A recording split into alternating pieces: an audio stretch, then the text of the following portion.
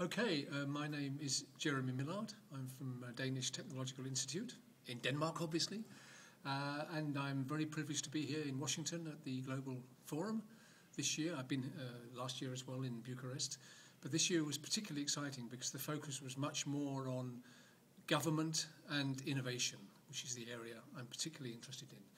And what I found really inspiring in the last couple of days was that many more people are starting to talk about what I call everyday e-government, everyday government, building public services from the bottom,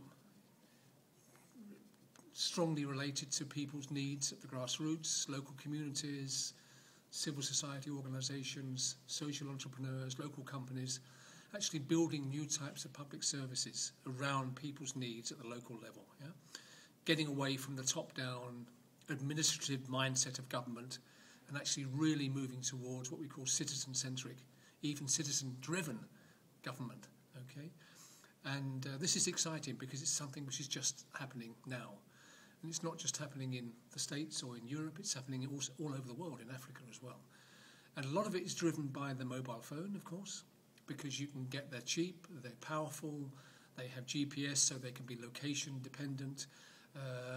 You can develop applications, apps, whether they're iPhone or Android apps, using some of the new data which many governments are now releasing for anybody to start using. You're getting very interesting new types of services being developed, serving local people, serving new groups and segments, making services much more personalisable to individuals or communities. This is really exciting stuff, and it hasn't happened before. It's just the tip of the iceberg at the moment. We're not, it's not mainstream. But within 3 or 4 years, it's going to be mainstream, yeah? And we're transforming what we think of as public service. It's also, in many ways, very good because of the financial crisis. It's much cheaper. It's small scale. We do a lot of experiments. Many of them fail, but many of them work, and then they can get scaled up. But they don't cost much. You know? It's often enthusiasm for local companies, local communities developing these things. The best thing government can do is provide the data, maybe a bit of pump priming money, make sure the regulation is there that enables it, and get out the way and let people do it. Okay, and amazing things are starting to happen. You can see it in the many big cities in the US where they're developing these mobile phone apps around problems in the streets, safety, safe areas, crime in local areas, environmental issues. The same is happening now in Europe and in, as I say, Africa and Asia, places like that. Yeah.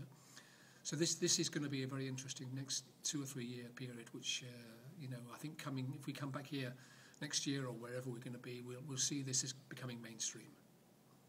Okay, is that enough?